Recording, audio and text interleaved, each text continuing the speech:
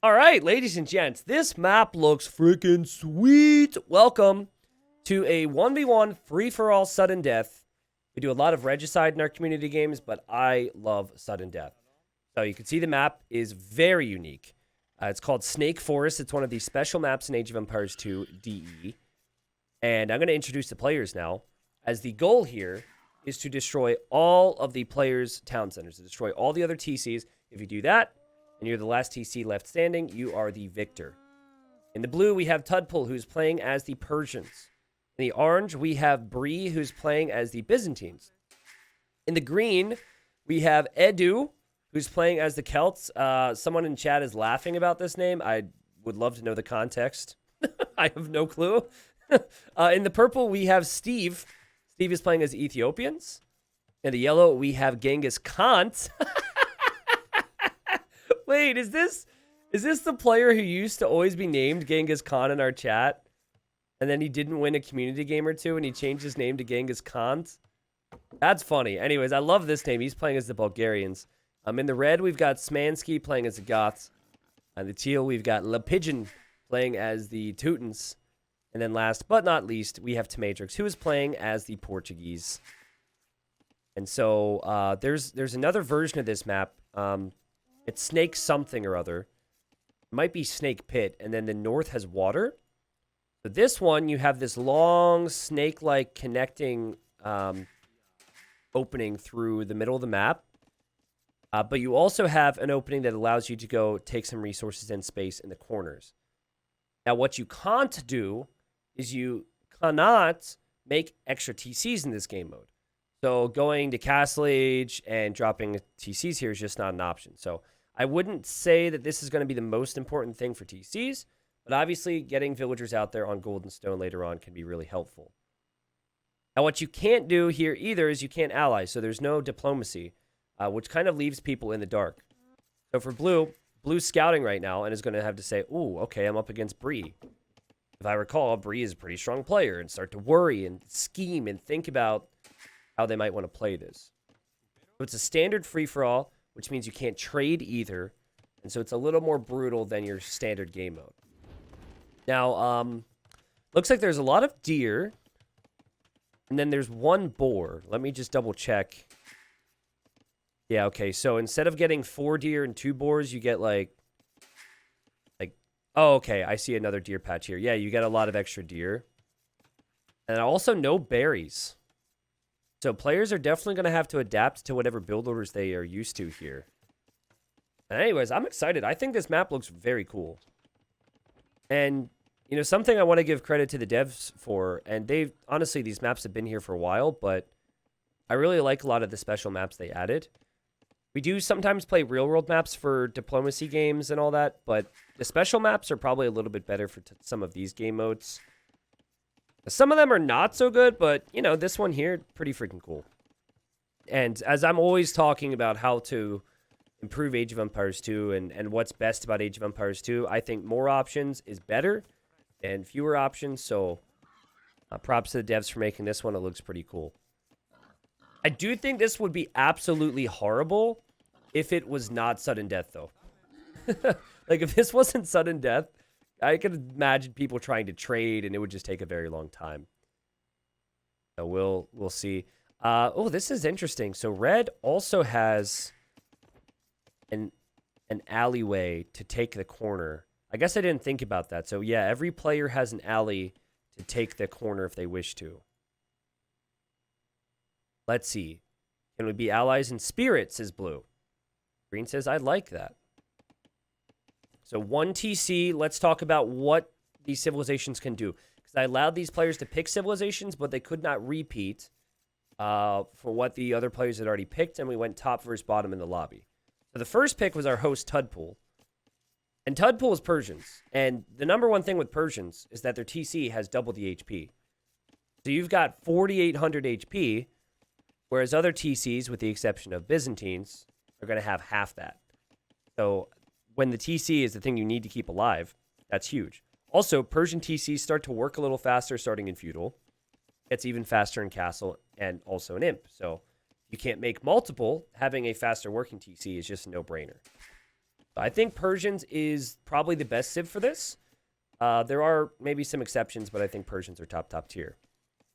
You go to Byzantines. Byzantines do have more HP on all their buildings per age. So as Byzantine player ages, the TC will get stronger. It's the same with the walls and the other buildings. I think Byzantines are also top tier. Also, it's cheaper for Byzantines to be able to go to the Imperial Age. Their castles are insanely strong. So I feel like Byzantines could maybe even be better than Persians. Now, what I think is probably the best thing for you to do is to go for defensive castles and then go for bomber cannons and onagers. You can onager cut through the wood line, and then you can go right for a TC. Here you've got Ethiopians, plus 100 food, plus 100 gold when they arrive to each age. So not a bad civ at all. You want to go fast castle or fast imp. We'll see if Steve can do that. Celts can definitely cut with siege. And there is a saying, Celt eat TC. People love to pick Celts and make siege and try and take out town centers. So I like Celts, not bad. Bulgarians, I wasn't really thinking of, but they do get bomber cannon. They do get onager, siege onager actually. They do get siege ram. And then you could, in theory, make Krepost, which is like a small castle to protect your TCs. Okay, we have walling already. Players don't want to be the first person to go down. Goths are Goths. If Goths survive, they can stomp everyone with infantry spam, but they don't have any early bonuses that really excite me here. Teutons, oh man, they've got incredible monks, infantry, siege. Teutons can do it all. They can go for cav as well. And then I guess with Portuguese, Portuguese could make Fetorias. In a situation where you can't boom on multiple TCs, being able to make a Feitoria can be hugely beneficial. And I think this is actually some type of a fast imp play here for Tomatrix. Do Bulgarians not get bomber cannon, Doof? I guess I'll trust you on that. To be honest, I don't recall ever seeing... Yeah, okay, I think you're right. So, I'll leave this up for now. You can see when the players hit the next stage. Wow, Tila's at 14 villagers? What the... 14 villagers? Are you... Is that... Wait, did I look at that wrong? No, okay, 15 villagers. So really far behind there with the villager production, Teal. Steve... Second to last, I guess, with Vill count at 25, but it's not near as bad as you would think. I think the eco balance is going to be looking pretty good. Yeah, it's not looking as hot as I was expecting, but we've got some archers. Wow, so some aggression here. Yeah, players are going to have to adapt here because they don't have the things out there that they would normally be used to. And I think the more experienced players are going to be able to pick up on that because you just get a feel for it. This is why a lot of people are like, T90, what do I do in this situation? T90, what would you suggest with that? Honestly, a lot of it is just practice and being attentive to the way the games play out. Bree is stealing some of the deer here, which is a little bold. I think Bree's already on the way to Castle Age. Yeah, so Bree's on the way up. I think Bree's going to be a favorite here. Already on the way to Castle Age, already on Stone. And then here, I think Tomatrix, even though it doesn't show right now, Tomatrix is pretty experienced when it comes to community game settings, and I would foresee him going fast imp with this type of a build. I haven't seen Tomatrix play in a while. You know, he's been around. He's one of the mods. I've known him for a few years. His claim to fame is winning Stone Nothing. Absolutely obsessed with the map. Matrix buying some food, and yeah, he's probably on the way to Castle Age now, if I were to guess, or at least very soon. Is Wonder Victory at play? No, Wonder Victory's not at play, but also think about it, right? So when you start making a Wonder, they immediately get a notification, and it shows them where it is. It's 1,000 wood, 1,000 stone, 1,000 gold. And then you have to complete the Wonder, which takes forever, and then keep it up for a long time. So that is just an immediate notification to everyone that, hey, you've got like 30 minutes to focus on this dude. And I don't think that would be too wise. Also, it'd be really expensive. Okay. Aztecs would be crazy. I like Aztecs. The thing I don't like about Aztecs is no bomber cannon. I feel like onager cutting through a wood line and rolling in with bomber cannons is really effective, but Yeah, Tudpool's not too happy about this. I don't remember Bree's elo. I want to say Bree's like 1,400. Maybe 1,500. Forgive me, Bree. I know Bree's been around. Pretty active around the community. And community games as well. And Bree says we cool. And Steve says, do you need help, Blue? Blue's like, no, we're good. Green says, only talking to you, let's chill. Now, I don't know exactly who Green is talking to. Hopefully, we can update this to show that in the future, but... Green is Diploing when it's not Diplo, which I don't mind. Sure, you can't actually ally someone, but you could still converse with them. Look at Red's strategy. Killing Purple's villager. I'm next to Blue 2. Let's have a good 1v1 in the finals. Blue says, I plan to win through manipulating your governments, not fighting. Okay. Well, it's not called sudden Diplo. It is called sudden death, but we will see how that pans out. I don't know why Smansky's down here, to be honest. Like, the villager built the mining camp, collected 7 gold, and then made walls. That's a lot of walling, but okay, I guess it pays off. If Tamatrix ever tries to tell anyone here that his fast stimp build is perfect, just rewatch the last 40 seconds because the market abuse has been real. Okay? A little rough around the edges here. Saving up for the food to go up. Saving up for the gold. I do really like the build order, though. Because, again, the thought process is you can only have one town center producing villagers. Anyways, Victorias take out 20 population space from you, but they bring in a trickle of resources. So I like this from Tamatrix. I think it's a good strat. And also, I don't know where he was in that lobby, but the way I did it was the last person in the lobby gets a pick last, and the first person in the lobby gets picked first. So somewhere along the lines, maybe there weren't a lot of strong options. And we have a castle now from Bree, which, of course, Green won't see, right? Green won't know about this. Purple says, yo, Blue, would you consider killing Green with me? Okay, so it doesn't seem like Edu is really going to be well-loved here. George, it was all Pixiv. It was all Pixiv. I like Pixiv for sudden death because we get to speculate on why they would pick those civs and what they can do. They know that what the goal is. And right now, man, I'm looking at Bree and I'm just like, this person is going to make some enemies. And because it's not Diplo, you can kill someone and be like, yo, who did it? You know, you can really lie because they can't see unless they scout it. Okay. Steve is giving suggestions on how to chat to Blue. We will probably see Imperial Age on the way here for Tamatrix shortly. Unless I've completely misguessed it. No. He's close. So he's going to click up. Sorry, my contact's bothering me. Okay, so yeah, he's going to click up to Imp. Has already done so. There he goes. Now, Portuguese have insane gunpowder. We talked about bombard cannons. Bombard cannons, hand cannons funded by Feitoria Eco can be very solid.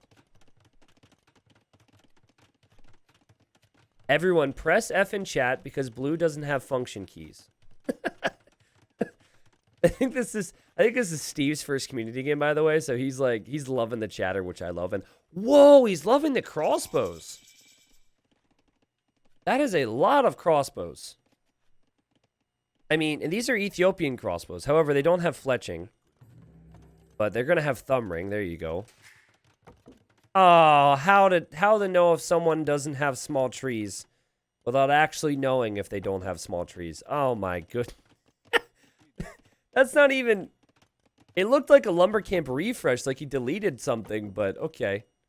Would have liked to see that a little closer there to the woodline, Steve. Battle Chicken, what's up? He says, damn, I wanted to play Elden Ring. Took a look at what's going on here, and now I'm stuck. This is going to be a good game, man. And Tudpool says, why can't I build another TC? You were literally the host. I explained this to you, my friend. Oh, it's the whole game mode, guys, is you only have one TC. And Tudpool said, I picked the best civ to me before the game started. I picked the best civ, and I was like, okay, Tudpool has a plan. I think that might actually be a bait. They really believe him. I think that might actually be a bait. Sudden death, man. It's sudden death. You only get one. Lose it and game over for you. If you lose it, you will lose. I'm glad I was here to help you with the game, Blue. I think Tudpool's chuckling to himself right now. I'm going to give Tudpool some credit. And Tudpool knows exactly what's going on. Okay, so here come the Fatorias. Normally, when you talk about Fatorias, you talk about how it's not worth it to invest 250 stone, 250 gold into these things and then lose your pop space. Because booming on 3 or 4 town centers and producing a lot of eco is generally much faster and better and more efficient. But if you're locked at 1 TC, this makes sense. Because the highest vill count right now is 49. And it's only going to slowly go up from there. I really like this move from Tamatrix. It's a very good decision. He could then go for chemistry, start to make some bombard cannons, and I think red could be in trouble on the other side. Hey, thank you, by the way, to Ashwath. Thank you very much for the sub. We've got pretty good focus over here from some of these players. Blue is doing something very similar to red. I just don't know if, like, that whole... Well, I guess it will pay off in the long run. Who knows? Now we've got Huskarls going down here. Whoa. Okay. Huskarls are going to be terrifying if you are Ethiopians making archers. Okay. There is extra gold if you move out for it. Like this here, for example. And, oh, goodness. Okay, well, I think green's going to die. Honestly, a really bad situation for green for multiple reasons, but we have Cataphracts on the way and Trebs. And Cataphracts just wreck Celts. Because Celts make infantry and Cataphracts counter infantry. And Bree did say an awful lot, like, we're cool, we're cool, we're cool. Green says, we were cool, Orange. We'll see if Orange wants to go for the castles or wants to go for the kill right away for that town center. I love the amount of Trebs. 4 or 5 Trebs, protect it. Perfect. And as brutal as this is, and as sad as it is, because, you know, these players don't get in community games very frequently. You sign up for sudden death, it has death in the title. This is normally what happens. Could have done other things in theory, right? Could have pressured. Could have gone for siege early. You know, it's... I think for Bree especially, like, Bree, you got to kill as many people as possible around you. Because eventually someone's going to sneak in on you. Like, that's what this turns into. A couple people die, and then some people are cutting through and sneaking. And, oh, Teal is... Wait, Teal dropped. Teal disconnected. How long ago was that? That must have been around the time that Tamatrix said, thanks, DE. Thanks, DE. Disconnect for Teal. So now we've only got 6 people here. So we've got 6 people. And Green's out. And there's been no real conversation after Green has been killed.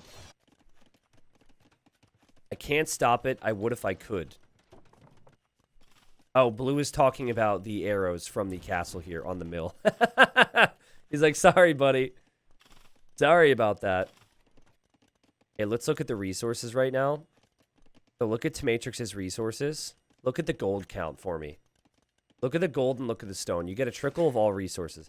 He's massing hand cannons. He could mass bomber cannons. He could go for onager. This could be really good. If I were red, I would be careful about angering him. Because he could just chop right through those trees. And that's why I picked this map. I like to see people go through the trees. There's a lot of Huskarls. And red just says, I'll just take the resources from Teal's base then. Because there's no contest there. Okay, so you look at Steve's point of view. And Steve has been playing very defensive. It looks offensive, but more than anything, I think this is defensive. Knows that green is dead. Now only sees yellow. Says, hey, yellow, because we're so close, wouldn't it be so cool if you didn't fight and fought different people instead? I think yellow says, sounds like such a cool thing. I think Steve is honestly just scared. Like, this army looked offensive, and then I realized that Steve didn't attack green at all with any of it. I think this is an army that's meant to just stay alive. You're like the coolest guy I know right now. at least top 3. Wow, top 3 is pretty good. And you are also really cool. This is like, let's agree to continue. This is some interesting Diplo, let's put it that way. Okay, to Matrix. Has hand cannons here. Red is going to lose these Huskarls if he does not run. Red has maybe angered the beast that is to Matrix. And Bree is just relaxing right now and not really doing too much. Look at the eco again. Okay, so 65, 56, 57. Lots of bills out there. Interesting that we have archer ranges in the corner for Tudpool. It's the last thing I expected. A lot better than a neutral island. I had to get that joke out of the way because someone was going to say it. So just trying to make that joke look stupid before it comes in. Tudpool doesn't really know what's up. A lot of players don't, right? They don't know what's going on. So Tudpool's asking. He's like, hey, what's going on? And things going well? I've heard some people have defeated. I heard that people have maybe disconnected, but I don't know if that's even true. And, you know, archer ranges in the corner, still interesting to me. That's a lot of ranges and very few ranges here, but Tudpool probably trusts that Bree won't come this way. And that seems to be the case. All right, so from what Tomatrix knows, red is over here, right? So I think the play is you got 1, 2, 3, 4 Fatorias. I think the play is Onager, Trebs, and Bombard Cannons, and you go right in towards red's base. But honestly, red's got an incredible eco. And Goth Infantry is super cheap. Here's a little quiz for you guys, a little pop quiz, okay? If you get this right, you get absolutely nothing, but congratulations in advance. How many hits does it take for a fully upgraded Huskarl to kill a hand cannon? Now, I'm actually not 100% certain on this answer because hand cannons were recently buffed with more HP. I'm trying to think about it. I think the answer is 3, and it used to be 2. But even still, you think about it that way, it's not only 3 hits to take out a hand cannon is not much. They only have 40 HP. 40 HP, Elite Huskarl ends up doing 12 plus 4, right? 16 damage. I think, yes, I think it is 3 when you factor in everything. Anyways, long story short, if you have similar numbers of Huskarls against the hand cannons and there's no choke point, the Huskarls can just surround them and kill them because they attack faster than the hand cannons do. So it's... Oh, goodness. Look at this. Bree has come forward and Steve is not having it. Steve says, get your Trebs out of here. Rip to those Trebs. Okay. I was a little late to noticing that one. But yeah, anyways, Huskarls are actually pretty good. And they're also really cheap. However, if you look at how Tomatrix is playing this, Tomatrix is going to have resources forever because of Fatorius. And he's ready to maybe go for the TC. You take out the TC, it doesn't really matter. I'm going to look at the stockpiles again, and you can see the amount of resources there. I'll leave that up for a while, actually. Now, Steve hits Imp has really made a lot of army here. I could maybe consider an Onager cut, like I had said, through the woodline, but I'm not sure if Steve knows exactly where orange is. Yes, Steve does not. But must assume that orange was the one who killed green. Tomatrix is an experienced community gamer. This is a player who has been a part of the community for many years. Plays at a solid level as well, though I haven't seen his rating in a long time, but I would imagine... You know, maybe 1,300, maybe 1,400 if he's active, 1v1s. That's fairly solid. And he's seen all the tricks. You know, he's been around. And so, does Red know? Seems like Red knows something's up. Red's at least paying attention to that. Now, I think, in theory, if you were to cut all the way to here and leave one line of trees, the Trebs could actually range the TC, and the Huskarls could not get in there. Here comes the Onager cut. Oh, my goodness. We haven't talked about yellow in a while. Genghis Khan over here. He can. He can't. Okay, that's a lot. And then you see Smansky say, "Hi, Tommy boy." So, let's see if Matrix hesitates. Look, he's like, what's over there?" And he sees the outpost. He's like, okay. Maybe we shouldn't do anything just yet.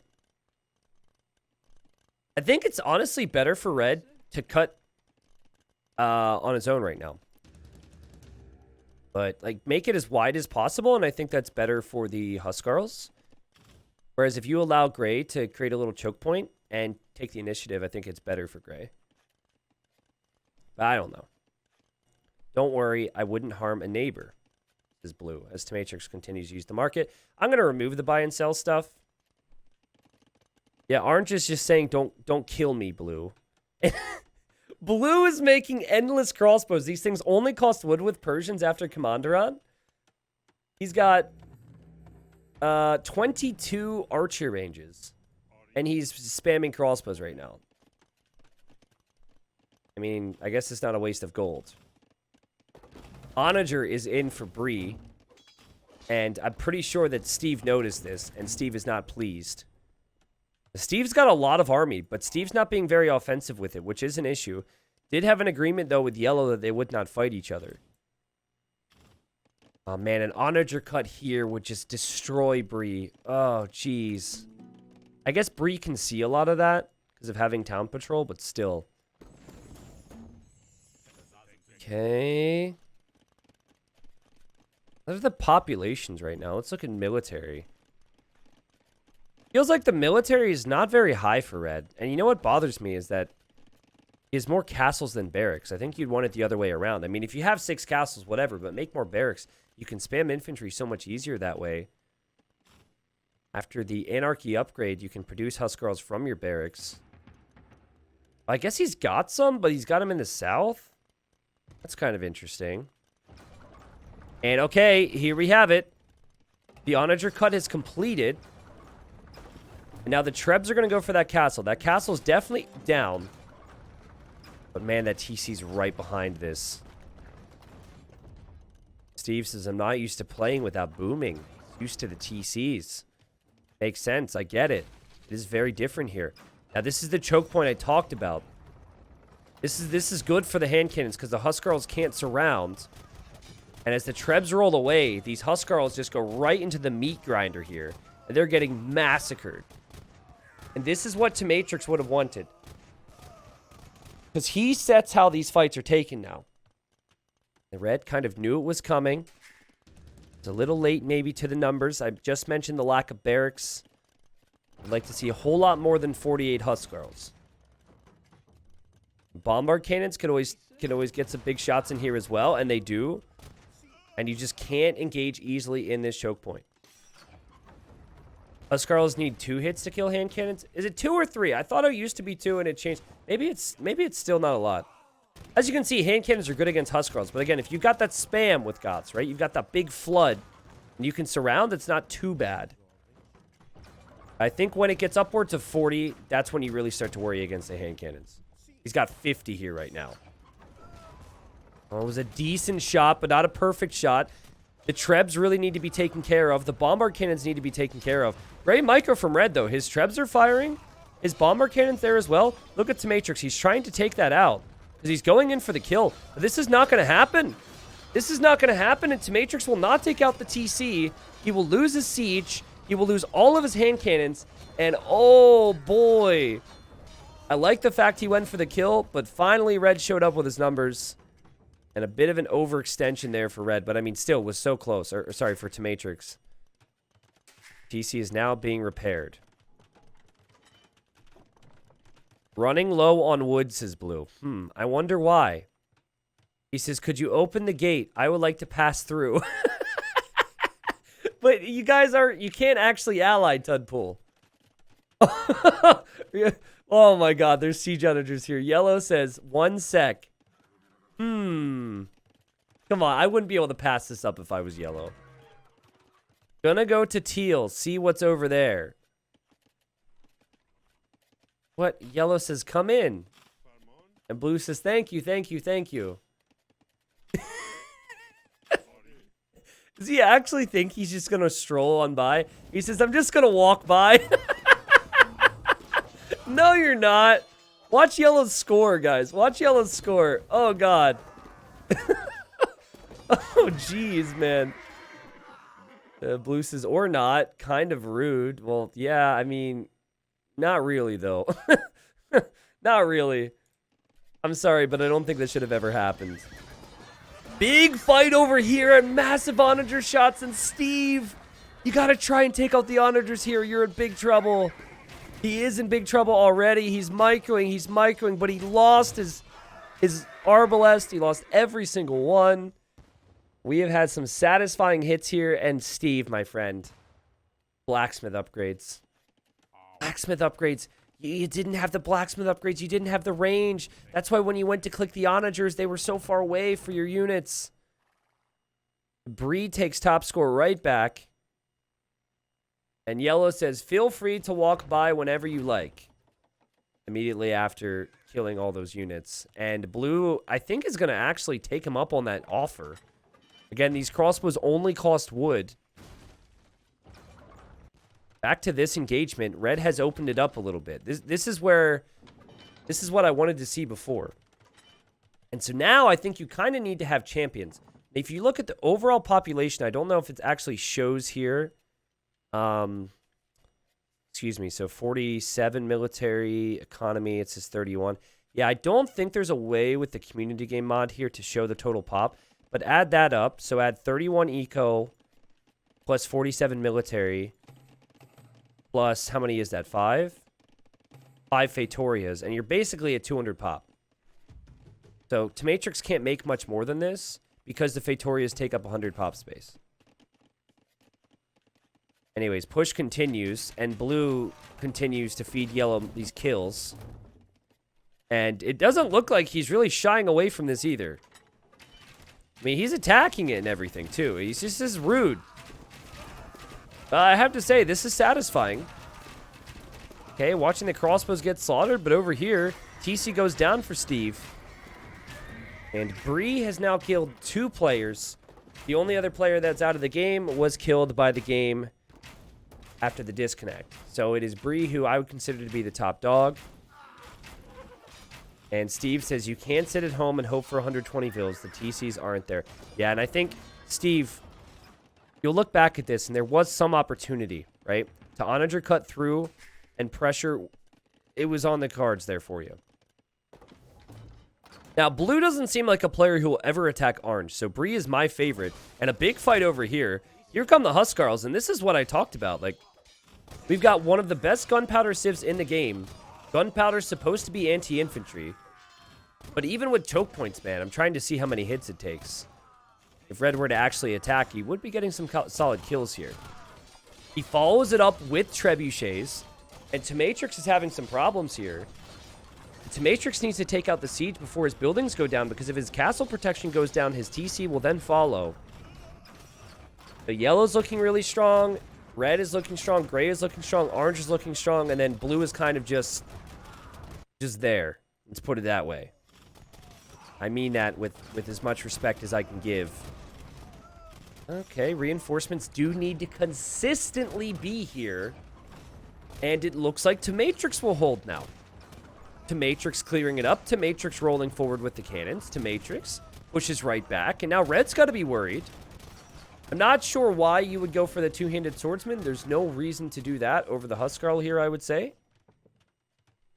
My goodness. What a fight here. As now Red's got to regroup. And he's probably got to prepare some more bomber cannons and onagers. Okay, Steve is continuing to chat. Steve, well played, buddy. You're up against Bree, and honestly, Tudpool didn't do you any favors for not pushing. Yellow also just sitting back, though. Like, I think they're realizing that the best form of offense is defense in some ways here. Hunter says, what's your preferred way to dono to the stream?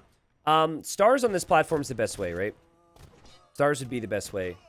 It's like bits on Twitch. You purchase and then you donate that way. That would be the best way. If you're talking in terms of just overall support, though, honestly, just a subscription goes such a long way. It's $5, but 100% of it goes towards me. Obviously, you still got taxes and all that crap, but 100% goes towards me. And as much as there's been crazy donators and supporters over the years with all these different things, all I ask is everyone does their part where they can, and that's about that. And oh, God.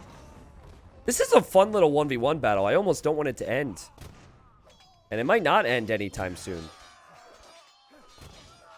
44 military is the third highest. That's red here, so clearly Tamatrix doesn't have a lot.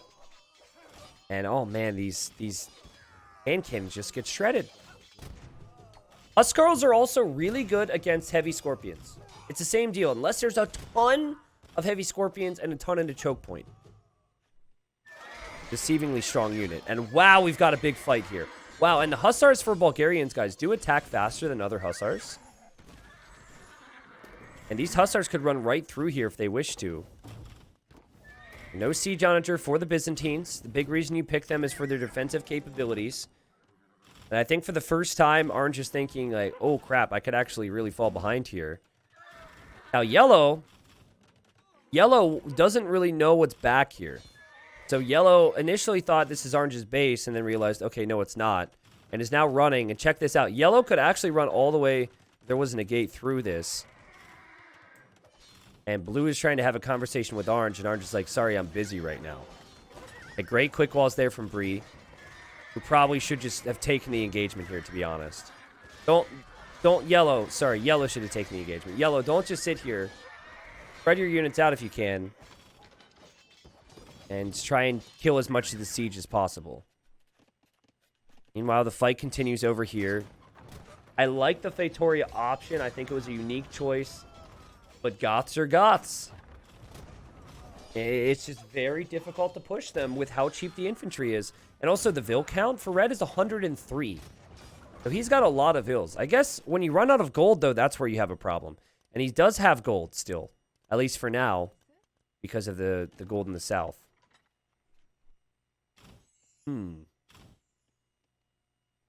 Okay. To me, it looks like this composition is simply stronger than what Bree has on the field. But if Bree were to add, more cataphracts, it would be a little different. Does anyone have any idea what Blue's game plan is? Besides have fun. Kind, strong. I'll stop cutting. If you want to open, though, feel free. I'm not sure. Did he mean wood cutting? He's got 27 ranges in the corner. He does have all the golden stones secured, though. That's not bad. Cataphracts attacking these walls from purple to hit yellow from the other side. So we've got 4 players engaging. It's 2 separate 1v1s, and then you've got Tudpool just pacing himself and chilling out. I think what Red needs is he needs to wait with like 4 Treps and a couple bomber cannons. And then when you go in here with your next engagement with the Huskarls, you have a few onagers. You just want to flatten half of those not Huskarls, hand cannons. And if you slaughter half of them, the Huskarls will clear up the rest, including the siege, and then you just mow down the buildings. And I don't know what Tamatrix's bank looks like right now.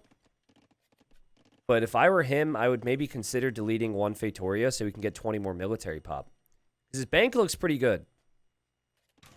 Here comes Blue, taking out a Siege Onager with crossbows. Not bad. And Bree is now losing grounds, but very much seems to want to push this way, and we'll find a castle there. Okay. Yellow probably noticed the crossbows and thought that was funny. Oh, man. Blues just can't stop them. I feel like every community game needs the player who clearly doesn't feel like they're ever going to win, and they just want to troll around a little bit. Especially if it's not Diplo. If you have a guy who's allied with you who is not trying their best, or is just being silly, that can sometimes be frustrating. But here, I think it's fine. Hey, that's a big mass. It's 45 hand cannons. Still has a lot more in queue. Again, if he deletes a Feitoria, he's got 6 now. Whoa. Yeah, definitely delete 1 and get more hand cannons. Oh, that was a great shot there from red. A great snipe. Both of these players beasting it right now. And Bree is talking about some potential trade. And that's actually a very good point. Bree should really tech into some trash units like pointy boys, like Halbs. Be a very wise option here. And it looks like Yellow's going to take these resources. And Yellow is currently winning this 1v1 between these two. Feels very weird to have Byzantines have cheap trash units and not seeing any Halbs yet from Bree. Okay. So we expected the cuts. What we didn't expect was this. Blue continues to use crossbows. And they're not even fully upgraded. Like, the guy doesn't even have chemistry. He's using crossbows, which cost only wood, and just sending them to their death. And here comes the push from red. He's made it pretty far here. He does produce much faster with the Goth upgrades. That's something I maybe should have reminded people of. Is after perfusion, they produce almost instantly out of the barracks, whereas hand cannons take a long time. Just another reason why Goths should be fine just spamming infantry into it. Red kind of microing with the siege, though, because you've got a bombard cannon here. He really wants to click this bombard tower, I think. And it feels like Tamatrix will be able to hold here. There's not a ton of siege behind this for Red. Red's going to lose a lot of his units to the double castle and the bombard tower that's still there. Maybe a return shot or two, or a return volley or two from Tamatrix, and he will be okay. I say okay, but, you know, he really doesn't want to lose that castle regardless. Yellow now needs to back this up. Could actually chop all the way through. Just go whoosh, all the way through, but... And you have to worry about orange hitting you in this area. Blue is just continuing. Blue is going to make it through the gate with crossbows. And then he's got paladins! No way, dude. If Tudpool actually kills yellow, I'm going to lose my freaking mind. Blue, I don't want to kill you and your expos, says yellow. Which translates to, I'm very distracted. Can you stop doing that? He's not going to stop, guys. And look at yellow. Great awareness. I think there might be a hole on this side. A great awareness to drop the house here. Oh, there's a hole here, too. There's a hole. Is there not a hole there? Yeah, there's a hole. I don't know if blue's going to realize that. Don't tell me yellow dies to this, dude. Don't tell me yellow dies to blue here. Look at blue freaking out. Blue. He's going to try and take out the castle here, which he might do. Got a pretty sick death ball. Got like 100 pop on me if anyone wants a snipe, says Bree. Yeah, so Bree's basically saying, hey, someone go to yellow. And the paladins are in. Now, what do? You do not fire on the paladins with your siege onagers, because you'll kill your own TC here. You do not fire, but you also have to somehow kill the paladins. I think the paladins will die here. There's not enough paladins from blue. Yellow survives. And this obviously has given orange an opportunity to stabilize. And I mean stabilize. We've got halves. We've got castles. This is epic, dude. Also, we have incredible trade efficiency from Tudpool. And I know it's a shock after his crossbow micro that his trade efficiency is this good. But oh my goodness. Stellar efficiency there with the trade. As he is running directly into the enemy stone wall. And now yellow's kind of biting back a little bit. He's like, okay, if you wish to donate more crossbows, please send them here. And blue says yes. And so I guess he's going to do that. But now yellow's kind of learned a lesson that I think 1 or 2 siege onagers at the very least need to stay at home. And yeah, more crossbows are on the way. There are trebs back here now too. So if you would have had trebs there, he would have taken out the castle. Maybe even the TC. I think the first time you go after someone is probably your best chance. Okay, let's talk about gold. There's not a lot of it right now for Smansky. He's going for mainly Halbs. And I'm beginning to worry now for Smansky, who is out of gold. Could always consider selling some of that stone. I would like to see that. Mine this stone. Sell it. Get some gold in return. Also, scouting this region would have been really important for Red. Red knows there's golden stone there and has not contested it, so definitely something you're going to look back on, I think, if you're Red and regret. Yellow says blue. Blue says yes. And he's attacking the castle with the crossbow. I love it. There's such a thick wall of crossbows that the paladins can't even pass through. I love this so much. And it's the same thing as I said before. You can't kill the paladins with your SO without taking out your own castle. Yeah, that's what you have to do. You have to attack grounds, like, behind it. But I'm pretty sure you still damage your own castle a little bit. Yeah, look at that. He's damaged his own castle. The castle will go down. But now it's, will the crossbows survive? And, oh, I think we know the answer. Treb should probably back away. Paladin makes it through, though. This is funny, man. This is funny. Say goodbye to your hussars. Okay, get out of here with the Trebs. And now hand cannon, bomber cannon. Oh, Tamatrix is going to kill him. Red is dead. Great job for both players here. But honestly, the Fatorias have just paid off, right? Because there's been such a long, everlasting amount of resources for Tamatrix. Cataphracts from Bree. Obviously, yellow distracted now. They're going to go in after the siege onagers. We then have Halbs to potentially mop up the rest. Very cheap as well for Byzantines to do that. And we're going to see more. I'd like to see more forward barracks for Bree. But you've got to think if he continues with Halbs that yellow will continue to have some struggles. Yellow now replacing the castle with the Krepost. It's going to get pricey. And blue is like so far away from having fully upgraded paladins. It's not even funny. Lacking 2 armor upgrades, lacking the final attack. But blue could still do this. And this is something that is possible, guys. You can actually trade, even though it's not actually Diplo. And we have Tamatrix maybe moved a little too far forward. He's up against these Goth skirmishers. Goths actually do get close to fully upgraded skirms. Though he's actually done a good job here to hold. Actually, an incredible job. What the? Wow. Okay, Smansky. But seriously, this should have never been collected. Like, this here is 3 or 4 more batches of Huskarls with Siege. This should have never happened. Oh, man. Especially because you did a lot of the work, too. Actually, no. Teal disconnected. What am I talking about? Tudpool says, need more ranges. Yes, I think you do. You only have 27. We're going to make it 28 and 29. Maybe 30. Okay, the 1v1 battle ensues. But I don't see yellow being able to do it because he's up against mainly Halp.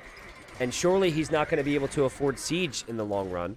While he does have golds, he won't have any trade because this is a free-for-all and he hasn't really been able to expand to other gold piles either. Tamatrix slowly pushing forward. The skirmishers are not enough. And I'm just waiting for Tamatrix to actually just dive in for the TC. Like, I think at this point, he's being a little too cute. He can do this, but he's not too far off from just going for the TC. And Red says, well done, mate. I appreciate this 1v1 these two have had. It's nice to see Red respects Tamatrix as well, because I think they played it really, really well. The Portuguese play just ended up working out. And Tamatrix says, that was a great war, not going to lie. Yeah, that was awesome, man. That was awesome. Speaking of awesome, we now have Tudpool coming in again with 96 military on the field. There's not going to be much more after this. Genghis Khan just can't understand it. He can't understand it. He doesn't get it.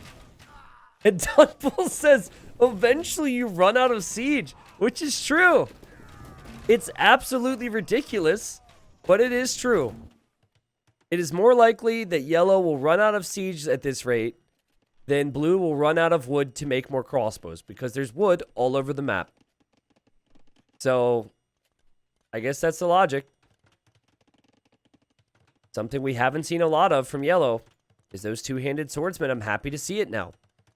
Looking at the stockpile for yellow, does have enough gold. And Bulgarian two-handed swordsmen are insanely strong. They've got 8 melee armor. I think the Halbs will do 1 damage to them. So, what you would then need to have is you would need to have Cataphracts with your Halbs. And my goodness, is that a big force from yellow. I like how he's keeping only a few siege onagers back, and he's just walling.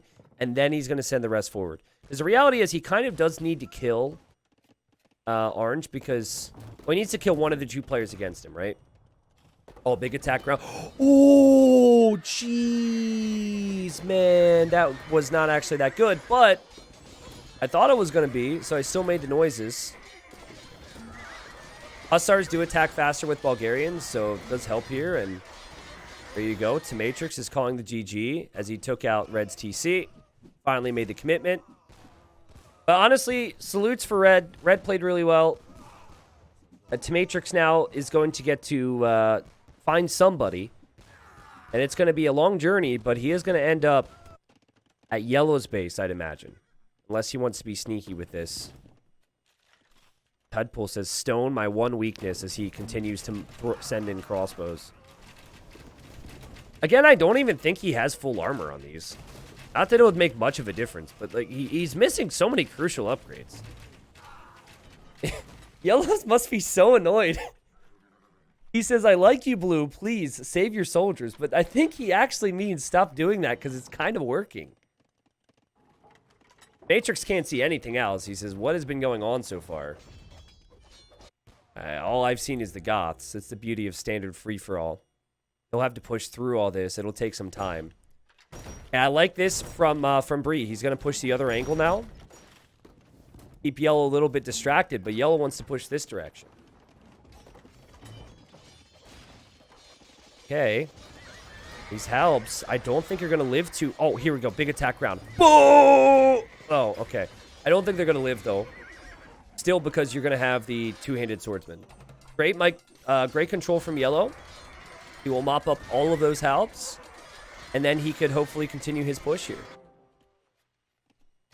Blue is back again. Okay, pick a color right now as Blue says you can't keep this up forever. Give me a color or give me a name of who you want to win this game. Honestly, I think it's been a great game all around. I think you can make arguments for all players. The player I feel for the most right now is Yellow because I think Yellow has had to do more than the others. Because, well, he's actually trading with a dead player, which is unique. So he does have trade. He's had to deal with Blue, right? He's probably going to have to deal with Tmatrix. So I really don't like his position. I feel for him as he... Oh, God! Slaughters his own units. But yeah, I assumed a lot of you guys would be rooting for Tudpool. I think it's still unlikely that it'll ever happen. I think Tudpool is the type of player who will eventually just say something like GG and give the win to Orange. But Tudpool is having fun and kind of taunting Yellow indirectly. How much gold does those cost? Yellow does not want to deal with that. And Yellow does not want to deal with this either. Here comes Bree with the ram train. Choo choo. Bree goes in for the monastery. Oh, Bree, please go for the TC. Ah, this is just a mild inconvenience if you do that. Now, it's hard to say if you would have been able to path through there, but I really wish you would have gone for the town center right away. I do not see how this TC goes down now. The Rams are going to be blocked off by the Vils. The Hussars arrive. TC barely stays up. And Bree, I think, took out the monastery because the pathing would have been problematic. So it's hard to say. I like the attempt, though. But now we're going to see this castle go down for Bree. There's quite a few castles behind this. But this is a great game, guys. Sudden death is 6. Snake Forest, not bad, man. Not bad. I like this. This has been a very competitive game. Feels bad that we had someone drop. Feels bad for green and purple, you know. Green especially. I think green was picked on pretty early, but... definitely is by one of the favorites. And I saw this earlier. I think this is unintentional. Or maybe it's a sneaky move from Bree. But Bree is actually slowly killing Blue's trade. Meanwhile, Blue sending units over. Let's look at the KD. So, Blue has 41 kills and 778 deaths right now. Which, I mean, it is surprising, but it's not surprising at the same time. Let's put it that way. I think it's going to be very hard to ever kill Tmatrix. He's so far away from everyone. Yellow is stuck in the middle, so it's easier for everyone to access him. Being on the sides, like blue and orange, is ideal. Gotta fix the pathing, orange. They're killing my trade, he says. Is there a chance that blue says that publicly to everyone? I guess everyone's getting some gold income from trade or Fatorias. Okay.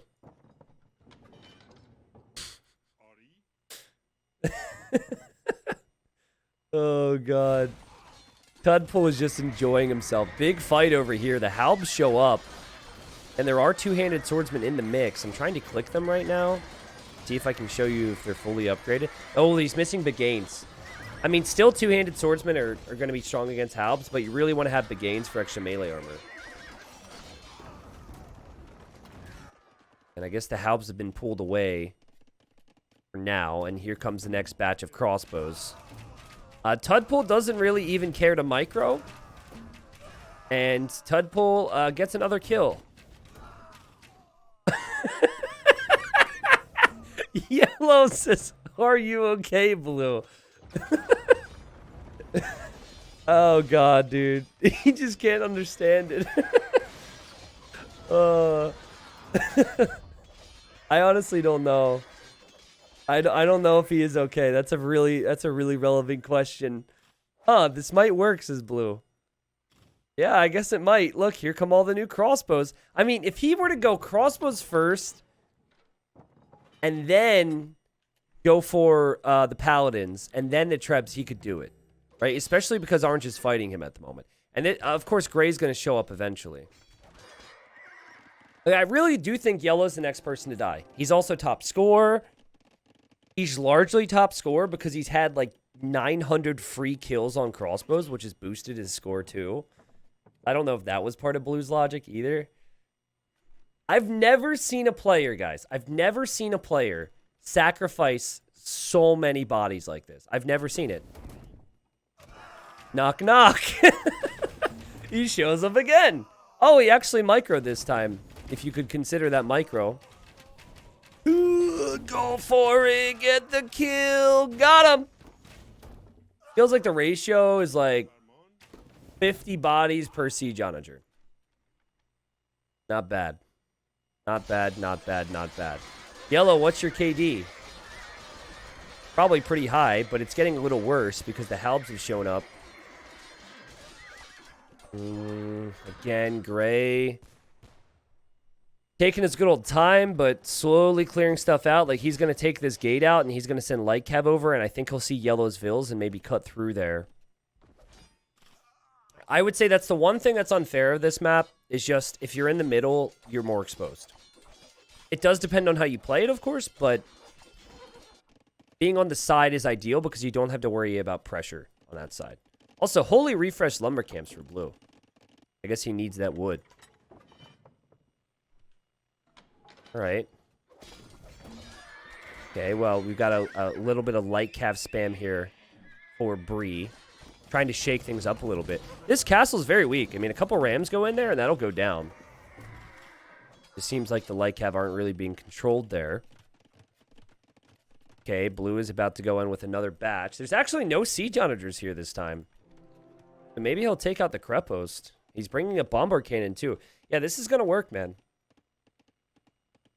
Tudpool spending APM on lumber camps instead of crossbow micro. Maybe both. But you are right. These lumber camps have really been focused on. Hey, Yellow. No longer pushing. His population doesn't look too good with military. Only 30-something. And here come the crossbows. I'm sure he just loves to see this. You know, it's like a long-lost friend. Like, oh, Tudpool. Oh, it's been a while since I've seen you, buddy. Probably so happy. Okay.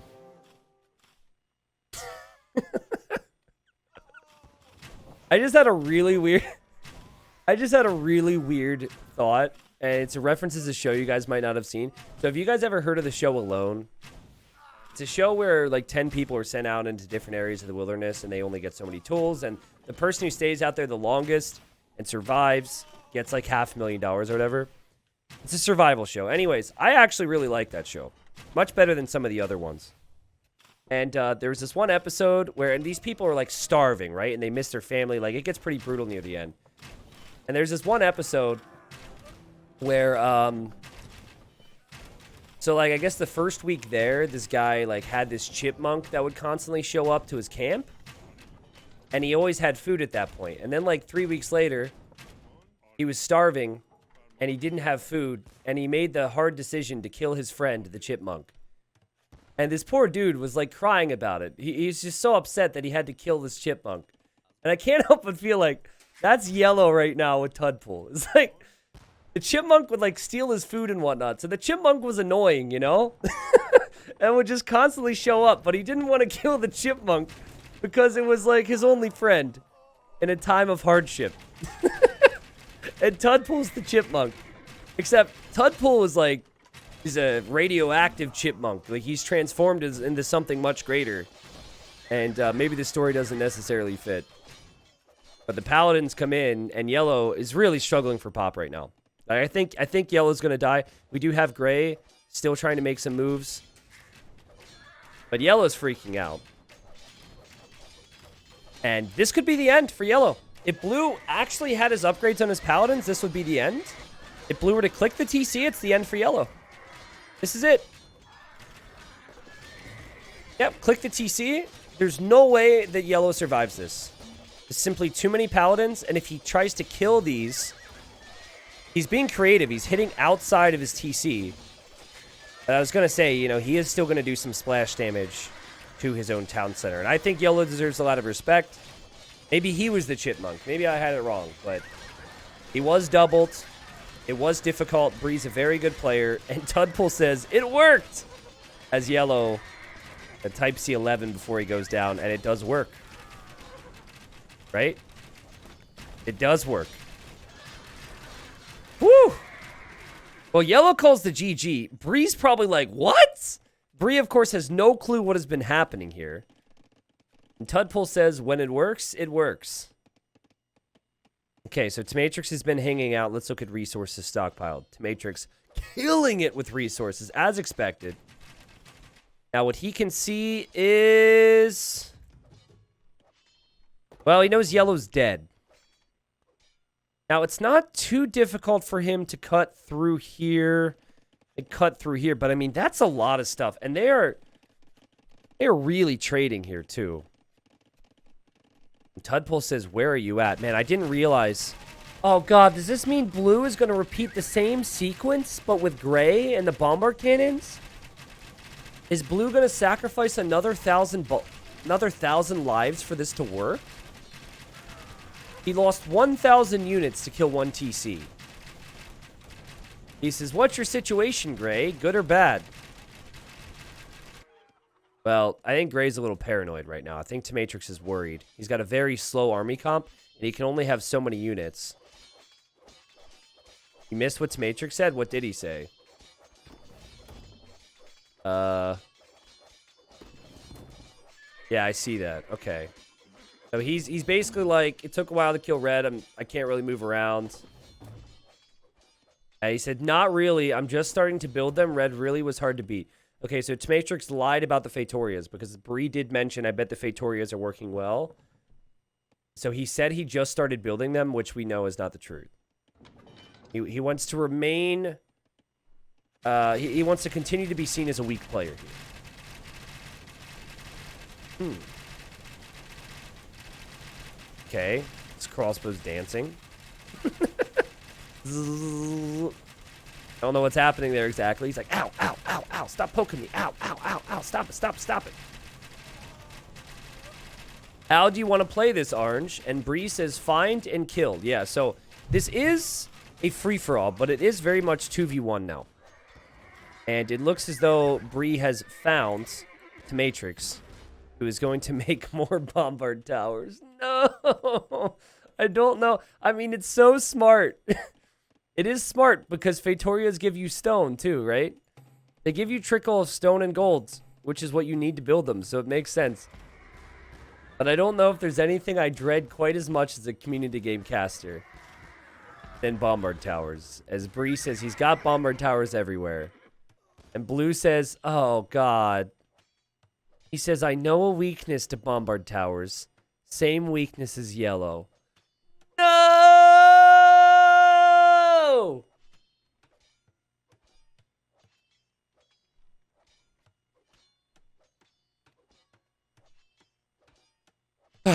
Okay, all right, I accepted it. Well, he's just gonna make 1,000 crossbows, and also he has to send it from the wrong corner, dude. He's gotta send it all the way across the map now. Okay.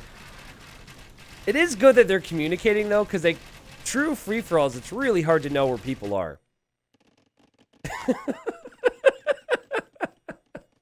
I can't help. It's probably because I'm getting tired now, but I can't help but love what Blue is doing here.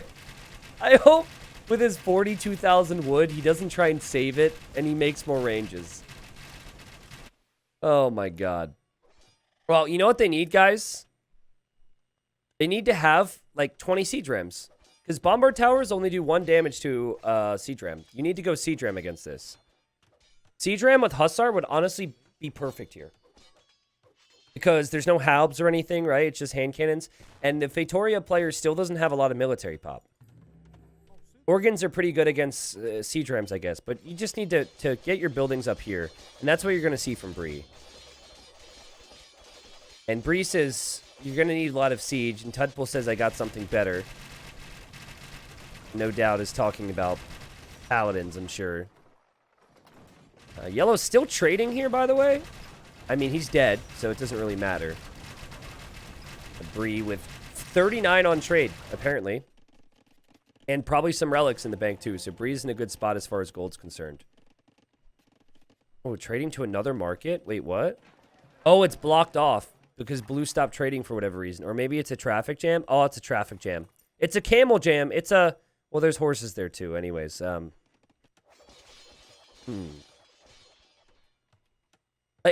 While I think the bombard tower play keeps Gray alive for a while, Gray needs to kill somebody.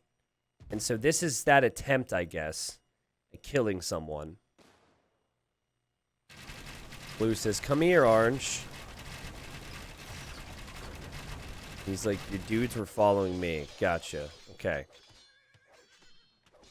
Oh, okay. He's talking about the light cav here. Okay. I don't know why Orange is... Orange doesn't know that Blue doesn't know that there's nothing here. or that he can't do anything with this. He did follow. Let's see. Is he making siege rams? He's making onager. Oh, he could cut through, but yeah, okay. That helps things a little bit. Blue says, okay, I see him. So Blue has located the enemy. How much damage does a crossbow do against the bombard tower? I'm going to guess 1 damage. So he would need quite a few crossbows. Here he comes with his first group. And he is making more ranges, by the way. Also Gray, sending a force this way. And we'll probably push the archer ranges of Blue. It says, Orange, trade is broken. There's a way to fix that. There you go. You can delete your stuff. Delete some walls. There you go. Is it just me, or is Blue still missing the final armor upgrade on these things? Obviously, he doesn't get Arbalest. The whole point of Persians is that these things only cost wood after Commanderon, which is in your castle, but... I think they get full armor, Persians, and I don't think this is fully armored. So he's been fighting with under-upgraded crossbows, which makes it even worse. Obviously, he's got to be a little careful here, because Orange and Blue, while they're working together, they are enemies. On the bright side, at least they can't... Yeah, you're right. At least bombard towers can't take out the crossbows as quickly. So you're not wrong.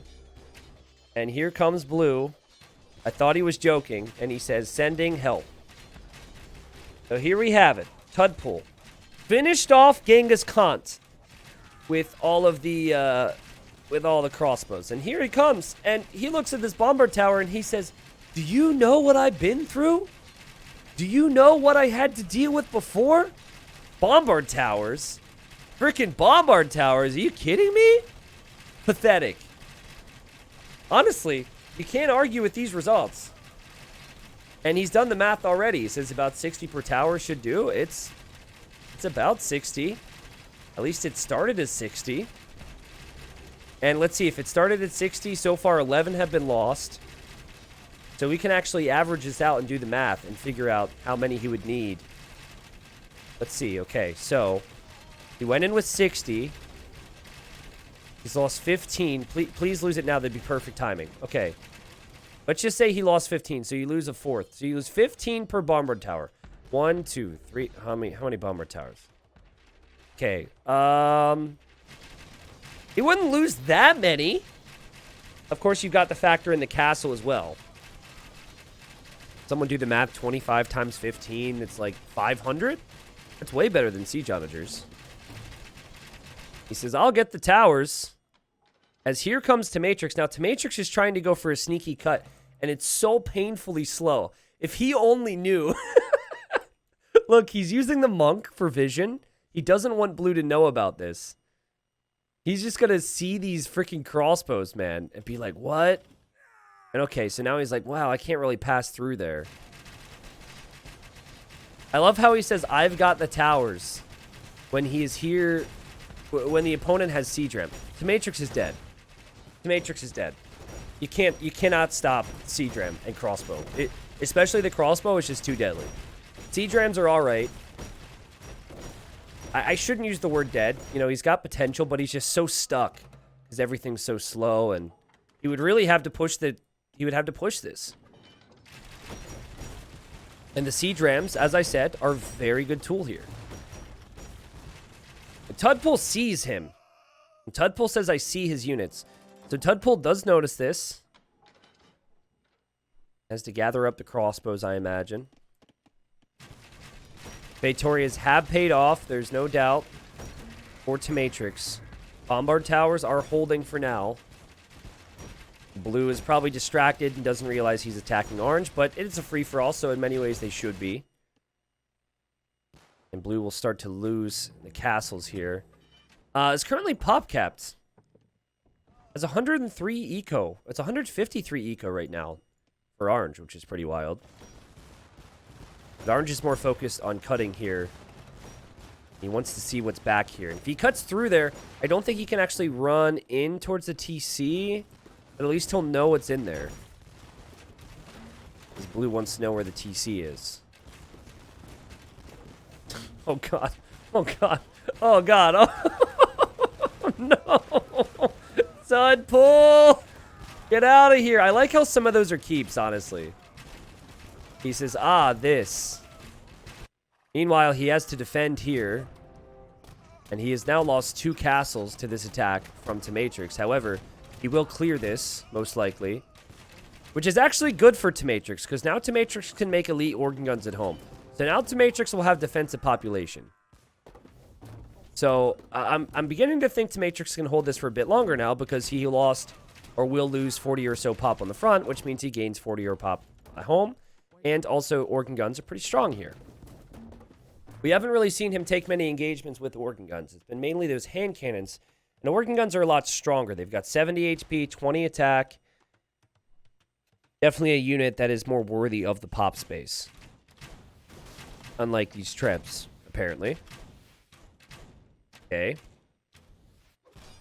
Now, every time you go into an attack in these instances, you want to be taking out castles in an ideal world. And orange has forgotten that cataphracts can move. They are currently paralyzed. And Bree is saying, yeah, if I get Trebs, I can take it. Because he knows the TC's around there. But yeah, that's a problematic fight. What you want to do is, it kind of sucks, but you do want to remake all your buildings, and you only want to produce from where you need to produce. You can kind of see occasionally units still running forward, because he just hasn't made stables where they need to be yet. And blue says, going to test this other route he opened. Okay. There's actually a lot of stuff over there for Tamatrix, too. He went down to 5 Praetorias, by the way. He did delete one so he could get more pop space. Let's look at the stockpiles of resources again. Bree has 2k gold. Tudpool has 200 gold. The Matrix could possibly do this, but this game is going to go on forever. There's been some long games. You guys honestly got to stop being so good, please. The community games have gotten so long recently because you guys are playing so well. I've had fun, though. Like, I've been engaged and entertained the entire day today, so that's all I ask for. I mean, that's a lot of towers. And so we're at a point where if all these towers do 1 damage a hit, you're getting like 50 damage in every second. Plus, you've got organs, which are pretty good. And the military stat for Tmatrix, I mean, he's got 80 military now. And the problem is, I mean, if he's ever going to push, he's got to push back everything. It's going to take forever. And then Blue is not going to help matters because he's playing with crossbows into castles. Ah! Tudpool! You're killing me, man. You're killing me. He might actually take it out, though. I mean, if he takes it out, whatever. Oh, wait. He's like, oh, bombard cannons. I see. Target acquired. I see bombard cannons. I kill bombard cannons. Still makes me laugh how confused Yellow was. And then Yellow ended up dying to it, so... Castle's halfway down. I would love to see a few Trebs. Here come the Trebs, though. Rams are doing their thing. And Tudpool says, why are you running? Well, he's probably heard. He's probably heard about this. This castle will go down to the Trebs if they deploy. It's going to take a long time for the crossbows. Let's look at the KD again. 175 kills, 1,300 losses. That is easily the worst KD I've ever seen in a community game. I mean, if someone had over like 100 kills and 100 deaths, that's the worst. That's the worst ratio I've ever seen. I don't think there's any doubt either. Can you imagine if Tmatrix came down here? That would actually be so epic. He probably doesn't know that, right? But if he knew there was an opening there, if he could see what we could see, that would be so very smart. Okay. Matrix says, we know how this will develop. And Bree says, I don't like your odds, to be honest. So Matrix says, to be honest, Dalt90 will let me keep my mod after a 30-hour game. Yeah, I mean, listen to Matrix. I would let you keep the mod. I understand your position, but I also don't want a 30-hour game. So, Tmatrix says he has a deal. He says, if this is what we do, I'll take second. Bree says chat can wait. Bree is like, I'm going to kill you. He's like, no deals. Bree has no interest in turning on Blue. Also, to be honest, I'm with Bree. I think Tmatrix is going to die. It might take a bit, but after watching a player sacrifice 1,000 crossbows to kill a couple siege onagers, I'm a patient man. I'm a very patient man. Tudpool says, we will end our fight civilized. And look at the progress the siege rams are making. Look at the progress that Blue has made. Taking out one castle. Imagine that. Trebuchets taking out castles. It's the craziest thing. And, you know, Tmatrix trying to get Blue out of here by tempting Orange, and that was just never going to happen. Bree says, I can live with you, but not Gray. Okay. Tmatrix.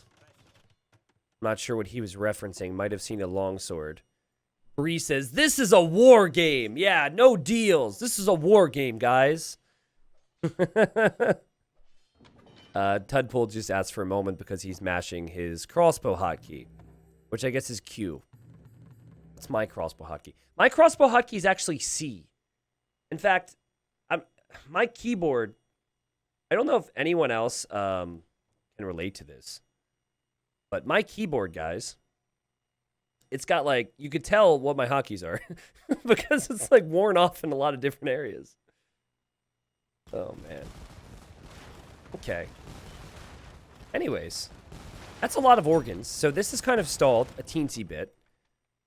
But you've got to think that blue is getting ready. Let's actually count how many archery ranges blue has. Oh my goodness. It's the easiest thing to see. It's easier to notice the archery ranges than it is anything else. We have a total of, 69 archery ranges. Calculated. Nice. Okay, well, more crossbows are on the way. More towers going up for T-Matrix, but it's not exactly like this is, I mean, yes, technically you can do this forever, but he's losing ground, so he can't do this forever. Plus, we'll lose castles. And he's probably just as dumbfounded as Yellow was. So maybe feeling a little stuck right now. Because I honestly don't know how easy it was ever going to be here with Portuguese. Like, you're really good in the 1v1 battles, you're really good in the chokes, but pushing out across the map is tricky. Tudpool says, how goes it on your end, Orange? Slow siege here. Good communication from Tudpool.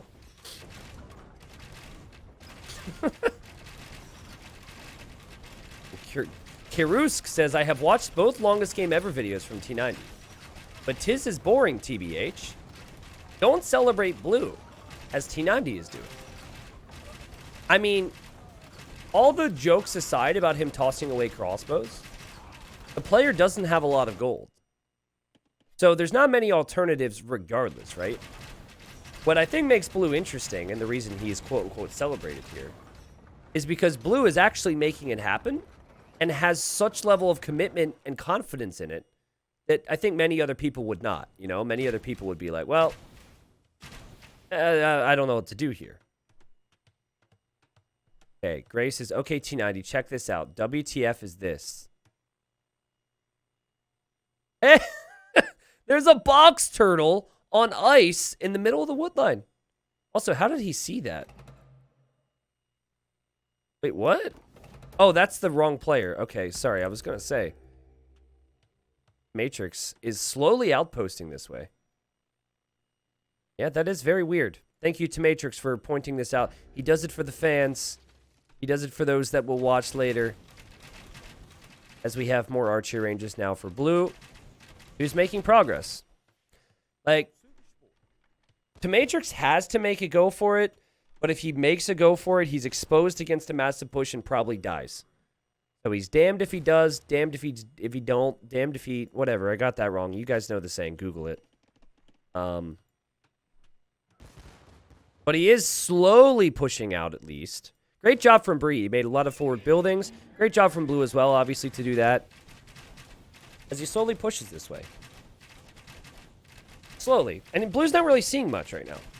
Now, what I would like to see from Blue, honestly, would be some Hussars, right? Like, realistically, you should probably make some Hussars because they only cost food and you've got it. Not sure about this for Bree right now. Matrix is slowly going to get some vision over here. Red actually died with some relics, guys, or one relic.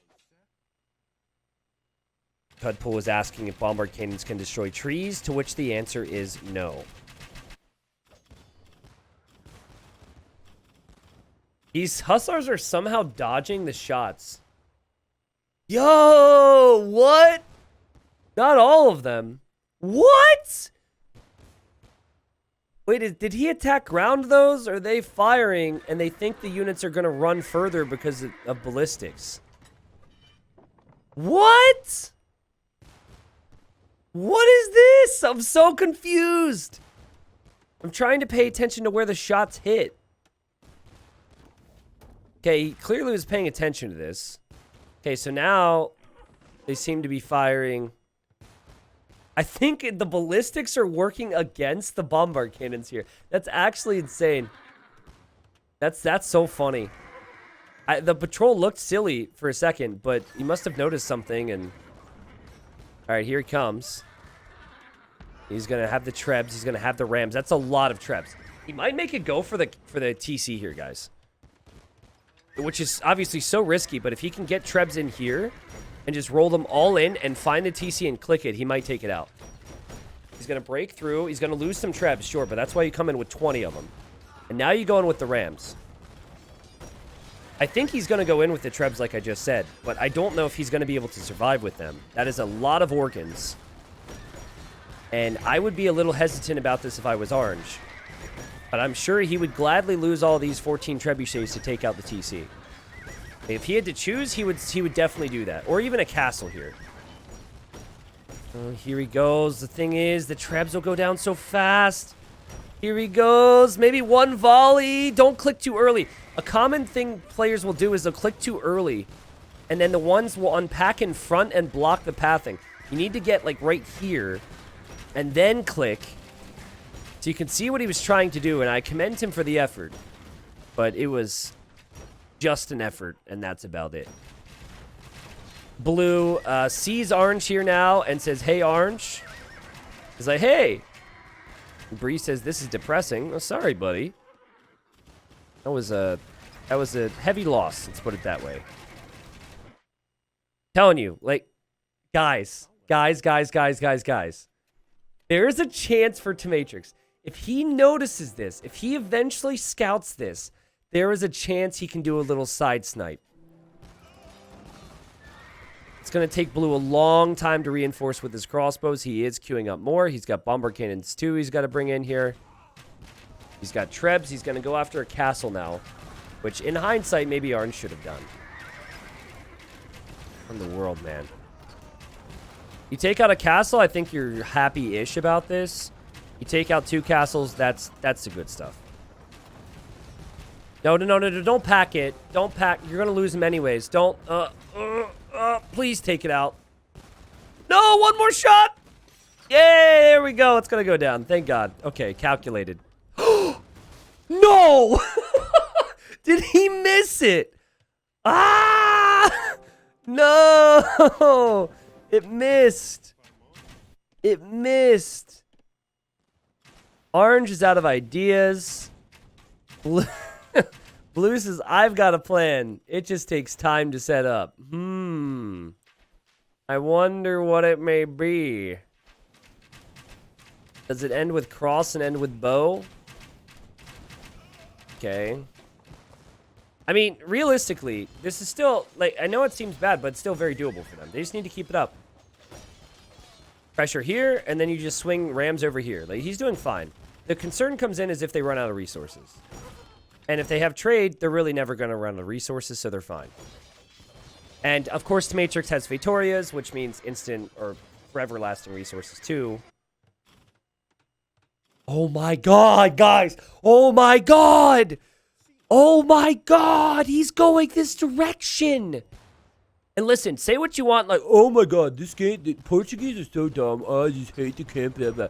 All those thoughts that are creeping into some people's brains right now, Matrix did offer for Blue to be taken out by Orange, which I think he could easily do.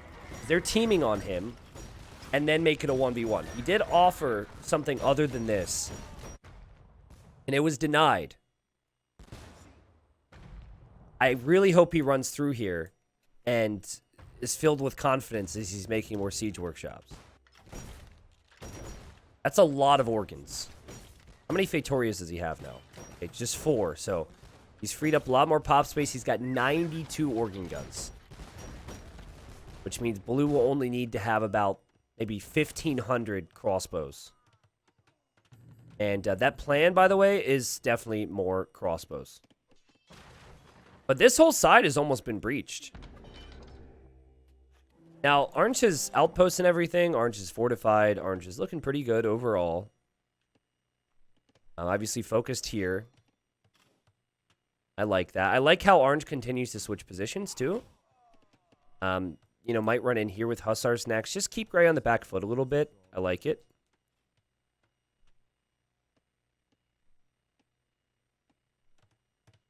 Normally, I'd cut his wood, says Bree.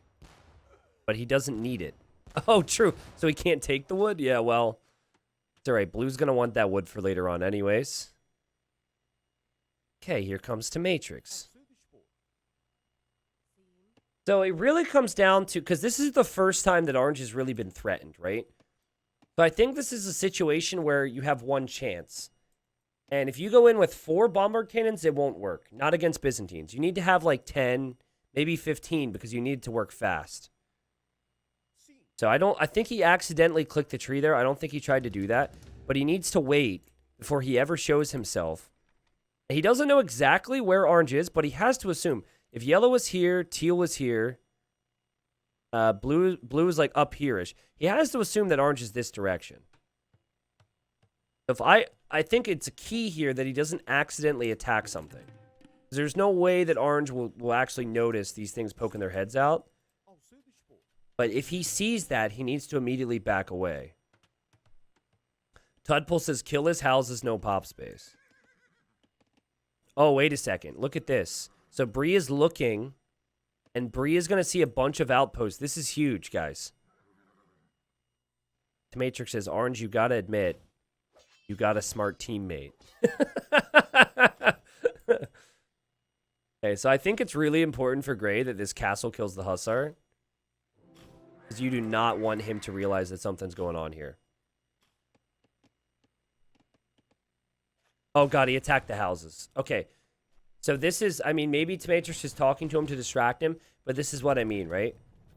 I think the second you see those in this type of game, because you've got no support for this, you need to back away and stop attacking, not continue.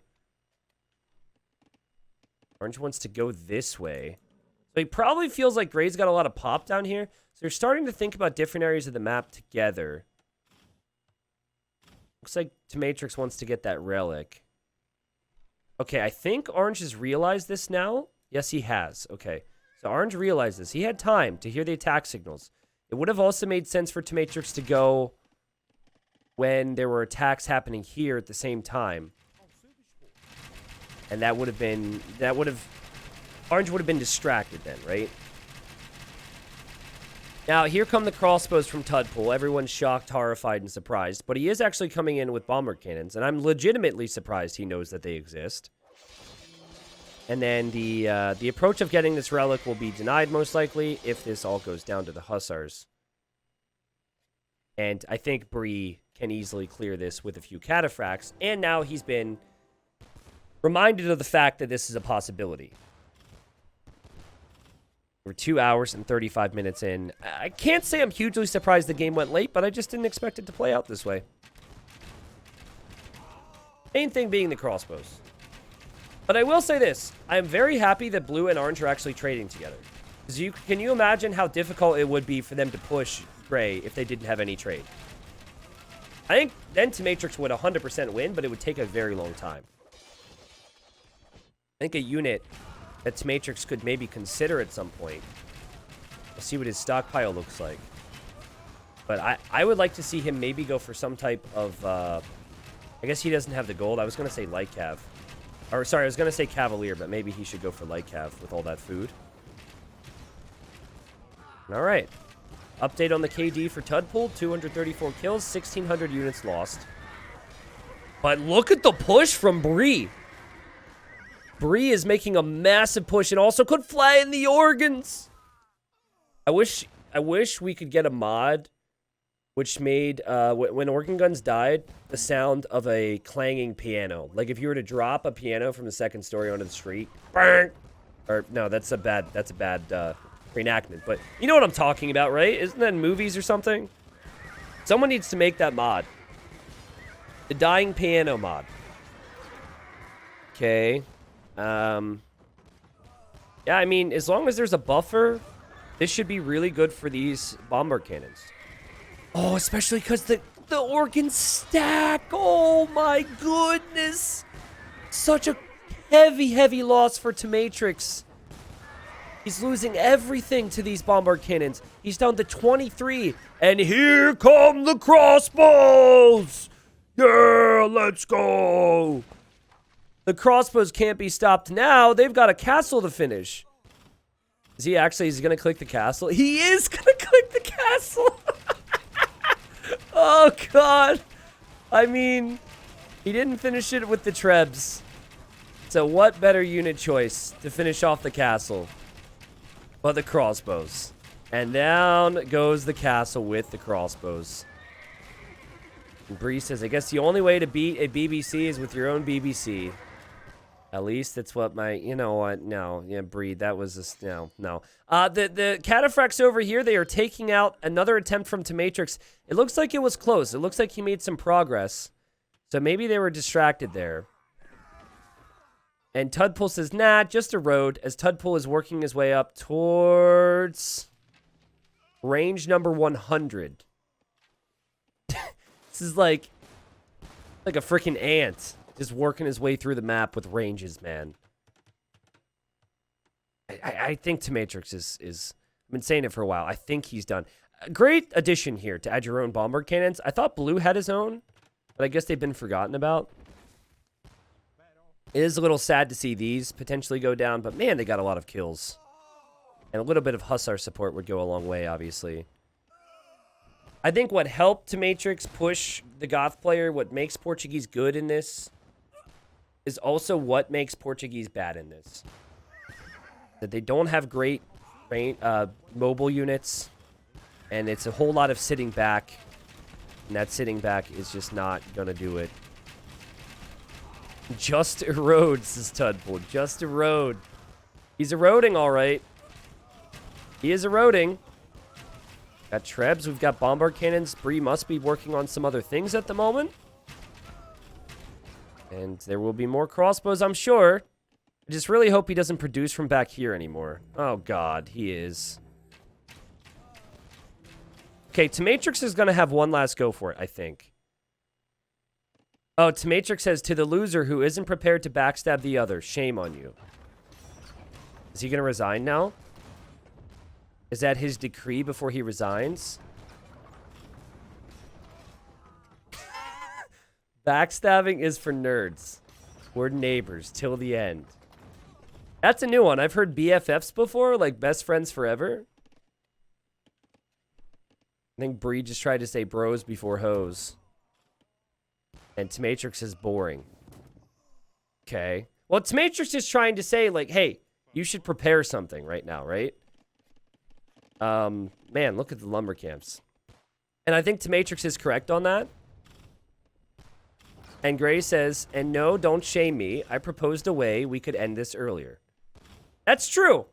Yeah, Tudpool says the turtle. I agree with Tomatrix. He did propose a way that it would... Well, I don't think he proposed a way to end it, though. He proposed a way to end it for one of the others. He wanted to do a 1v1 between himself and Orange, which I think we know might have even made this game go on longer. So well played, Tomatrix. He did put up a good fight. He tried to work all of his way here. That didn't work, and then he did try a bit of a snipe against Orange. But Tomatrix is out of the game after 2 hours and 45 minutes. This went way longer than we all expected. But we have arrived. We have arrived to the conclusion. Tudpool has killed 236 units and has lost 1,764 and counting. Okay, Tudpool says, all right, let's quickly build a Thunderdome. And one of my vills versus one of yours. They're going to fight between the markets. This is the Thunderdome. All right. Well, they both have very different ideas of what a Thunderdome should look like. One person's got gates. The other okay, we've got gates. Okay. Bree says highest APM I've had in an hour. Well, wait, so they're going to Vil fight, right? Any bonuses we should be aware of here? Tell me he's got Loom. I don't even have any faith in that. Okay, Loom is in. It says connect your walls to mine. Thunderdome. Okay. Thunderdome. Oh, Tomatrix offered to be second? Oh, okay. I didn't know that. Well, if he offered that, I think he meant it. I mean, remember what Tomatrix said. Tomatrix was like, we don't want the viewers to sit here all day. I think Tomatrix was spot on with that. It's a sucky spot to be in because you, like, you don't want to die, but you also really can't kill anyone, especially if it's a 2v1 and a straight free-for-all. So, I understand all sides. It's fine. Just a wild game. I want to see blue set his gather point in this Thunderdome with all 198 archer ranges.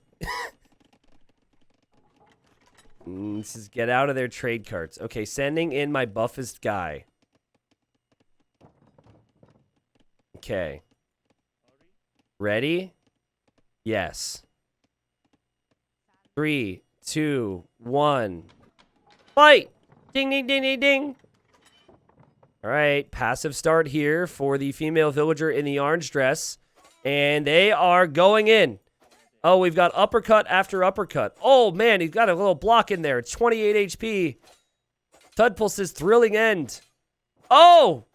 Oh! He's hurt! He's hurt! He's gonna go down! Oh, my goodness! Oh, my goodness! Look at the blood! Oh, this is disgusting! Oh, and the villager on the right is gonna lose! Tudpul is the winner! 2 HP. Bree drops the heart. Well, respect to the opposition, or good respect to the opposition.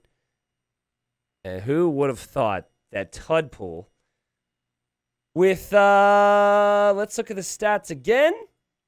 237 kills and 1,796 deaths would have somehow gotten the victory here. Did you see this, guys?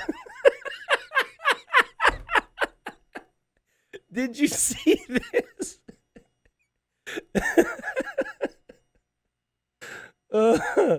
1,793 crossbows. I don't think, like... Okay, so obviously the bonus of Persian crossbows only costing wood is definitely something that's well known to work well if the gold is going to run out, right? So that in and of itself, that's not the craziest stat to see. I think what was crazy is how blue viewed it so early on. Like, just tossing away like batch after batch of crossbows. And at that point, when everyone had trade and gold and massive text, was just like, I don't care. I've got a game plan and I'm sticking to it. Like, I saw these archery ranges and I was just like, this is insane. This is so far away from the action. And then just eroded away the enemy. Honestly, great game. Yo, Genghis played so well. Genghis, unfortunately, was ganged up on. Genghis played so well. We had Red, that 1v1 between Red and Gray feels like it was forever ago. To Matrix beasted this game. We had Smansky beasting it as well. A bit unfortunate for Steve and for Edu and for LePigeon, especially LePigeon who dropped. I mean, that was a crazy game. And obviously Bree, like Bree might have lost the Vil War, but Bree had insane amounts of action in this game and had some massive battles as well. Killing Purple, of course, pushing in to finish off or assist with the kill on Yellow, and then, of course, getting that kill on Gray. I think it was a good map. I think it was a good map. However, in the long term, I've got to think about maybe we do something like do smaller size or something, because players were so far apart, it was a bit of a grind. I'm very happy that we had a player with Vatorias because they could actually do stuff. I'm very happy that these players actually traded a little bit because they could afford stuff. If it would have been one or the other on either side, I think it would have been a problem. To Matrix, obviously, with crazy KDs there. And then here's the look at the resources. This will tell you if the Vatorias are strong. With the stone, certainly. But otherwise, having trade was actually a little bit better. And having farms was also a little bit better. I liked what we saw there. We saw Persians and their bonuses work, Goths, Byzantines, Portuguese. We got to see some different things. I'm glad I got to let these players pick civs. And Tudpul, don't apologize for the map size, man. The map size was fine. Thank you, of course, to everyone who played this and watched. God, I don't even know what to do with this game. Because, like, that's so unique and so ridiculous. On one hand, I just want it to be... I don't know what to title it, is what I'm saying right now. I'm very conflicted. And I feel like there's going to be people on each side of the spectrum. Some people are going to be screaming that Tudpul is a legend, and he deserves the legend of Tudpul. But other people are going to say, the dude just spammed crossbows and got smashed in the face the entire game. If that gets you a legend video, then I want to do it. And they're going to pick, like, I don't know, some other thing. So there's arguments on either side. I feel like the I feel like the audacity of it was absolutely ridiculous, which is kind of the aspect that I appreciate about it. But I think maybe this number right here is going to be our focus. Tadpole, you are a legend. Whether the title will say it or not, you are a legend. This is just nuts. Just eroding away, sticking to the game plan, for better or for worse. And it worked out. That and the Vil Micro. Top tier.